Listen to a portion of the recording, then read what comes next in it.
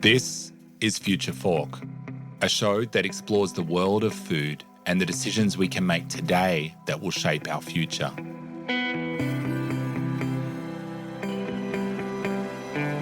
On the show, you'll hear from innovators in the food space. We'll have disruptive conversations with people from around the globe who are taking the lead on topics like food sustainability, ending world hunger, food security, and so much more. I'm your host, Paul Newnham.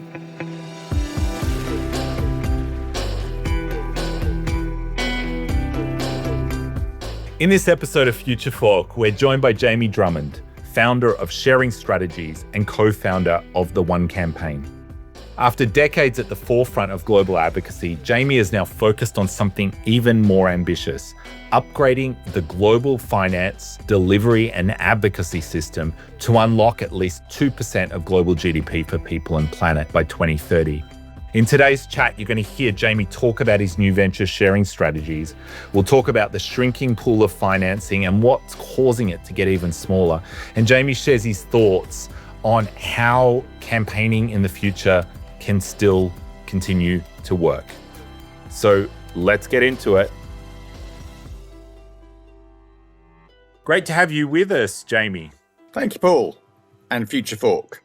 So there's so many things that you've done in your career. It's probably really hard to know exactly where to start. But I think one thing that you're known for is co-founding One with Bono from U2. And just to start out, can you just tell us the story of how you met Bono and convinced him to get involved in the Drop the Debt campaign back in the 90s?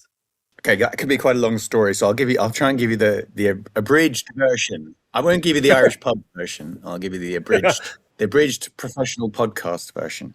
So, first of all, my mum's family are Irish. I grew up with that context and U2's music in the early 80s. Powerful stuff. If you don't know it, check it out. And he also was a campaigner for Greenpeace, Amnesty International, part of the anti-apartheid campaign, and famously also participated in Band Aid and Live Aid at the inspiration of a fellow Irishman, Bob Geldof, who we also have worked with a lot over the last 30 years. So I knew he was fertile ground for being persuaded to get active on a campaign that I was involved in the mid-1990s. So we're going back 30 years, right? And in the mid-1990s, I was doing a documentary series at the BBC and MTV on the 10th anniversary of Live Aid and Band Aid and We Are the World. Those epic anthems and concerts from the mid-1980s. It was the 10th anniversary in the mid-1990s. And while making this documentary series, particularly in northern Ethiopia, at the epicenter of where the famine had been and sometimes recurs, it dawned on me, and I'd done my master's in development studies at the School of Oriental and African Studies, so I'd been trained to look out for this. It dawned on me that Ethiopia was spending more money repaying debts each year than Live Aid, Band Aid, We Are the World had raised in these world famous concerts, which everyone patted themselves on the back about. In other words, the structural cause of the ongoing challenge in Ethiopia post the famine and post also the end of the civil war that partially caused the famine was this structural debt that Ethiopia was failing to cancel, failing to move beyond, because it couldn't. There's no way this young nation trying to discover its post-war future could cancel these debts, get these debts repaid. I also knew because I was working at Christian Aid partially at the time, I knew that there was a faith-based movement calling for debt cancellation for the year 2000. What it lacked was a bit of pop culture, mass mainstream appeal, because a bit of a faith-based thing called Jubilee 2000. I know it sounds like an extension of an underground line in the London area. It didn't sound to most normal people like of relevance to them. But the year 2000 was. Everyone was looking forward to the year 2000 and what a kind of breakthrough moment this could be as we entered a new millennium with all of its new promise. And so debt cancellation for the year 2000 was a great idea to celebrate the year 2000, but it wasn't hitting the mainstream. So the idea that occurred to me is, what would it take to get some of the protagonists and stars who'd made their names in Live Aid and Band Aid and We Are the World, with Bono being the archetype, because it was kind of a breakthrough moment for U2, that performance at the Live Aid concert.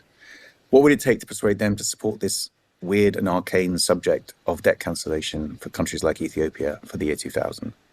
And in that context, with a friend and a creative colleague called Mike Christie, I came up with a phrase, a slogan called "Drop the Debt," which we proposed be the kind of youth wing of the faith-based global anti-debt movement. And so that was Drop the Debt. And yes, I persuaded Bono to support that campaign, partially through connections in the west of Ireland. So our friends of the family are the Blackwells, and Chris Blackwell was this legendary music character, still is, he's still with us, Jamaican Irish, who discovered Bob Marley, he discovered Jimmy Cliff, he managed Eric Clapton, and he discovered U2. So what a legend. So he was a family friend, so obviously that helped build my confidence that this global megastar called Bono and this band called U2 would support this strange, weird campaign for debt cancellation for the year 2000. But we were determined, young, optimistic, and there was a powerful movement of people involved in Jubilee 2000, and I was really lucky to be there then as part of that. And Bono spotted an inspirational zeitgeist-shaping thing and jumped on board. I had a mate downstairs called Kevin McCulloch, who worked down below me at Christian Aid, and every day he'd call me up with a fake Bono accent, pretending to be Bono, calling me up saying, "Jamie, it's Bono, I support your campaign." And I'd say, "Kevin, yeah, all right, thank you very much. It's very funny." And then one time Kevin called me, but it didn't quite sound like Kevin. And then I realized maybe this is Bono this time, or maybe Kevin just got very good at pretending to be Bono. But the question Bono asked was, doesn't your campaign for debt cancellation for the year 2000, hasn't it been negatively impacted by the financial crisis in Southeast Asia? Doesn't that mean that you're not going to be successful with this campaign? And when he asked that question, I realized it wasn't Kevin. Maybe it was Bono on this occasion. Anyway, I think the moral of the story is that he wasn't just another pop star promoting a cause. He got deep into it, studied the macroeconomics, looked into the geopolitics, thought about his comparative advantage as a campaigner, and realized that he might have special appeal in America, and was particularly helpful in the late 90s, early 2000s in appealing to fiscal and social conservatives in the United States Congress, which it turns out, at least back then, were the most powerful people on the planet for making global policy. But their concerns were highly parochial. They're extremely accountable to people in the Midwest, people up and down America who don't pay attention to international issues. So we try to focus on what is of interest and how do you appeal to people in Middle America, and the same could go for many people around the world, whose daily concern cannot be the state of people on the other side of the planet, or the state of the planet, because they've got so many immediate concerns and questions and crises they're facing. But how do you cut through to them? And that question remains the question today, only ever more so. So you started out working and co-founding one, and you've now got another organization, Sharing Strategies. What's Sharing Strategies all about, and what prompted you to shift from leading campaigning to focusing on system redesign? Campaigning is a sort of a very useful, blunt tool that you need in the tool set, but it's just not the only one. So we call it inside influencing and outside organizing. And it's on a continuum, which we call the 6 Ps, political strategies that wherever possible are bipartisan or non-partisan. Public communication strategies, which try and, persuade the writers of the daily editorials in key weather vane newspapers, which still matter in terms of forming certain parts of political opinion.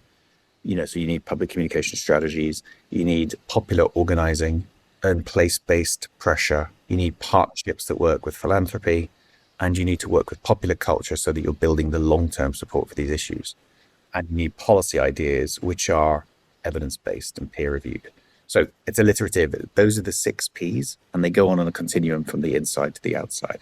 What struck me throughout the years working on Jubilee or Drop the Debt or Make Poverty History or dozens of other campaigns on AIDS, TB, malaria or hunger or corruption was that the things that make the most difference are the people and sometimes the organizations and clusters of people from different organizations who understand the inside and the outside. And I cannot emphasize this enough. A lot of campaigners don't have the patience and think it's dirty and compromising to work with the reality of politics on the inside. And lots of politicians on the inside think that people on the outside are hopeless, don't understand the real world, don't get it, are not with reality, and so they don't pay attention to them. Both of those sides are wrong. Politics, ultimately, at least if you live in a democracy, has to pay attention to what the public want, and that's why outside organizing is so important. But it's often very long term. And during the 30 years, 40 years I've been doing this, of course, things have changed dramatically. And a lot of what we used to do as campaigners that would take months, even years to build, can now burn brightly and disappear in the space of 12 hours or even 3 or 4 hours because of the way social media and the attention economy works. So we would spend ages trying to build the appeal of an issue. Now that appeal can fizzle out and have the negative reaction within one conventional media cycle. So a lot of the model is, I think, remains true, but it needs constant iteration and adaptation. And what we're seeing right now is the total failure of most mainstream centrist politicians in conventional liberal democracies to understand this change. So if we talk about a little bit about what's going on at the moment, I mean, there's been cuts around the world to aid programs, notably the US obviously was a big dramatic shift. The geopolitical landscape right now is changing and there is still this need for finance. When we think about finance, where can that come from? Where do you see potential given that ODA and some of the ways in which we've financed development initiatives around the world is changed now? Well, first of all, let's be super clear. We have the finance and we have it in super abundance. We just don't have it in the right places. That is the problem. So, we have it in long-term patient capital. We have a lot of it locked up in the multilateral development banks. We have a lot of it locked up in IMF gold and IMF special drawing rights. We have a lot of it locked up in tax havens at actually pretty poor returns. And we have a lot of it being lost in illicit financial crimes, in organized crime and working with illicit finance. The money is there. It is just not pointed at the right things. Why we're working on financial system redesign is to kind of tweak, adjust, manipulate the incentives to move the money from where it is dormant or dying to places where it actually profit people and planet. And that is possible, it is doable, it is complicated. So if we move ahead a couple of years, what would some signs be to signal we're moving in the right direction? A couple of key indicators would be, so the world is partially run by these very strange organizations called credit rating agencies. Newsflash, people need to know about these things. They decide whether your country has a sensible borrowing and spending policy. They decide whether a corporation has a sensible governing policy for its borrowing and spending. They also decide whether multilateral development banks have these policies. And they are opaquely managed and governed. There's only 3 or 4 of them that matter. Standard & Poor, Moody's, and Fitch, basically. And they are not very good at their jobs, you would argue, because their methodologies by which they judge the investments and borrowing and spending of emerging economies, developing countries, and of the multilateral development banks that lend to those places, their methodologies are not very good because they don't make a lot of money from those places. So they're not incentivized to do, based on their model, their business model, they're not incentivized to do a particularly good job in the places where they don't make a lot of money. It's, 101, global governance failure. And of all the places to intervene and improve, this is it. Because it is our contention and hypothesis that the best returns in the world, with ultimately the lowest long-term risks, are actually in investing in the huge demographic boom of young people in the emerging markets and developing countries. That is where you will get the best long-term returns for pension money to go. But it's not going there at the moment because these places are perceived to be risky because they're poor. And they're poor partly because they're perceived to be risky. So the credit rating agencies, I think, are partially acknowledging this. And about 6 months ago, Standard & Poor looked again at the data and decided that these places, the MDBs, could lend emerging economies an additional $600 to $800 billion. Significant amount of money. Moody's, a couple of weeks ago, which is the second credit rating agency, agreed with Standard & Poor. Fitch's have yet to agree. But even just 2 out of 3 of them agreeing means that potentially we've just unlocked $600 to $800 billion of additional lending to emerging economies. And the reason this is relevant to Future Fork is some of the places where that 600 to 800 billion should go into sustainable agriculture and rural infrastructure, renewable schemes that provide micro irrigation projects, but at scale to lots of small farmers. Those things get returns, but they're not massive returns, but they get returns. They're good enough for these investments to go, but currently they're blocked because the credit rating agencies deem these places to be too risky. And so the costs of capital for lending into those projects and those policy frameworks that would scale those kinds of things are just slightly priced out of range because of the previous regime of the credit rating agencies viewing these places and projects as too expensive, too risky, sorry. This change in their methodology, in theory, unlocks the money. So I implore you and your network to really focus on this argument and drawing down that money. Now, this is not aid. This is investment. And this is lending.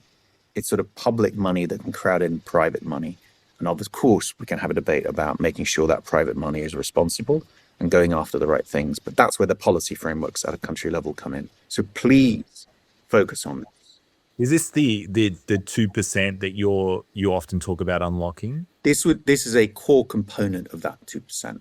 It's not the entirety of it, but it's a core. If we get this piece right, it's like a domino effect. It unlocks the others.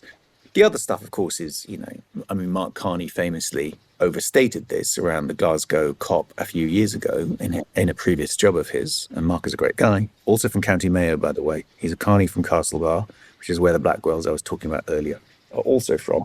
And I'm going to say, sorry, I'm going to be whimsical a second, but I think there's not a coincidence here.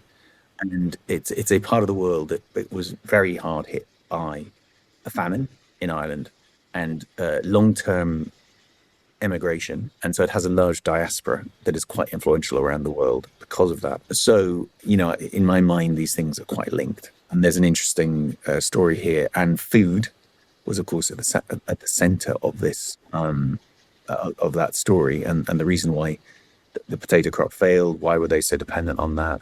And then why did they get in such large numbers? It's all quite linked. So Mark Carney identified the trillions in long-term patient capital held by the major asset owning, the people who manage our pensions, basically. Those huge amounts of money need long-term good returns. And where better to find them than in the growth potential of emerging markets and the demographic boom that's taking place there. You just have to turn on the news at the moment to see how the world feels. That it's more divided than ever. We see lots of disinformation. We see AI-driven narratives, nationalist politics. What do you think is causing this shift at the moment and that we're seeing around the world? My version of this, anyway, is, so from my sort of own experience, is 25, 30 years ago, when someone like me thought, let's have a campaign on debt for the year 2000 to bring in young people, we were standing always on the shoulders of giants. So there were pre-existing, well-organized civic movements, particularly around progressive faith groups and trade unions, student groups. And in one generation earlier, they had been globally organized for the anti-apartheid campaign, the campaign against apartheid in South Africa, right? And that was an epic global campaign for people who remember the 80s and early 90s. The reason why people of a certain generation, which I think you're part of, had at that time a certain optimism is because the Berlin Wall came down that divided East and West Europe, the Cold War ended, and Nelson Mandela was freed from prison, which was this iconic thing that we had campaigned for in the 80s that happened in the early 90s. And it all happened at once. It was extraordinary and amazing, great time to be alive, great time to be young, and to be infused with optimism as a result that people around the world campaigning with a fair wind in your sail can make change happen. And so we had all of those pre-existing, what I call international solidaristic movements, pre-organized. Roll forward to today, And that sort of international social capital has been extraordinarily depleted. You don't have progressive faith internationally organized in the same way, and you don't have trade unions internationally organized in the same way. And without those two things, voluntaristic. I mean, these aren't consultants paid for hire by PR firms and lobbyists. These are people who give a shit and care, organized globally. And why has that been depleted? I mean, it's been well documented in Bowling Alone, Bowling for Columbine, all sorts of social science into this about the decline in social capital. That's largely around the decline of voluntary associations. And I think one of the most important concepts that we can try and evoke today is hope and agency. And I refer you to the recent sort of work of the pollster, the public opinion social scientist, James Kanagasorian from Focal Data. I'm talking to him later today as it happens. He's just done a podcast with Amal Rajan called Radical, which I'd refer your listeners to. And it's about the perhaps most important concept right now is people don't feel agency, and they're looking for things that will give it back to them. And the reason a slogan for Brexit like "Take Back Control," or a slogan like "Make America Great Again," or "Get Brexit Done," or things that just give people a sense of agency and buy into the big man who has uber agency. Because if I don't have agency, at least I'm going to support someone who does, who looks like they're doing things in the world. I think the challenge for the sort of the centrist or the progressive left or whatever is that they're failing currently to deliver a sense of agency and a sense of hope. And that is the single biggest important challenge. And we could dig into why that is. In terms of why, what's supercharging this process, we thought when social media arrived, it would help people like us organize internationally and, in a sense, replace the progressive faith movement or trade unions with something even better, which was like, more fluid, flexible, internationalist movements that would pop up on SDG 2 or SDG 5 and get things done for people and planet. And instead, the attention economy has supercharged the opponents of internationalism and the proponents of nativist populism and hatred and division and science denialism. Basically, because cooperation, love, and empathy, and evidence-based empathy don't work as well on the attention economy. It doesn't make the business model as much money. Whereas hatred, anger, the fight and flight response fires your amygdala, makes you pay attention, makes you addicted to the social media company's product, makes them more money, makes you more angry, makes you more addicted, makes you less cooperative, less empathetic. Some of the most depressing stuff going around at the moment is all the people saying, I'll never be friends with someone with a different political opinion who votes a different way at the next election. How depressing. How depressing is that? You should be friends with wide varieties of people. And we used to be through these voluntaristic associations, through your church or mosque. But now it's kind of, we're closing down. It could be through your allotment. It could be through your, through all sorts of local voluntary associations. And I suppose the problem with that is it sounds very almost unvisionary. That lots of small local things is the answer to the world's really big problems. But I genuinely believe that to be true. So one of the things we have to really work on is what can re-engage people with their local communities in a way that builds local social capital that lends itself to international solidarity. And in your world, Paul, of food, agriculture, sustainability, environmentalism, in that nexus, I think you have a lot of what would work for a lot of people if it is properly mined, properly invested in, and encouraged and nurtured. And it's urgent. One thing I like to always close conversations out with is a bit of a recurring question that we can all relate to, and it comes back to food memory. Is there a food memory that shapes who you are today? Could be right back.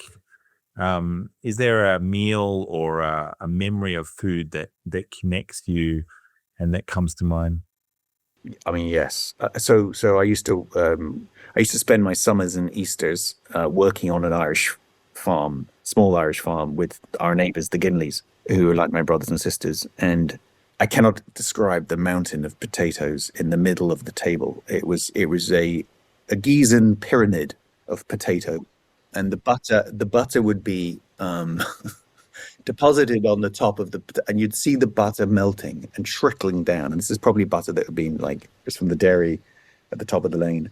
And I mean, the salivation. And by the way, also these potatoes and the bacon and the food that was all local, and it was also all well earned because you'd been working on the farm, so you wanted that food very much. And these are sort of, this is more early teens than my earliest memories. But yeah, that's the memory that most comes to mind. Well, thank you, Jamie. Appreciate your time. Not at all. Lots more to talk about. Talk again soon. You've been listening to Future Fork, a show that explores the world of food and the decisions we can make today that will shape our future. Future Fork is produced by Disruptive Consulting Solutions and supports the SDG2 Advocacy Hub. For more info, head to the website futureforkpodcast.com. This show was produced with strategy and production support from Wavelength Creative. So you don't miss an episode of Future Fork, make sure to subscribe to or follow the show in your podcast app. And while you're there, leave us a 5-star review. It really helps others find the show. I'm Paul Newnham, and I'll see you in the next episode.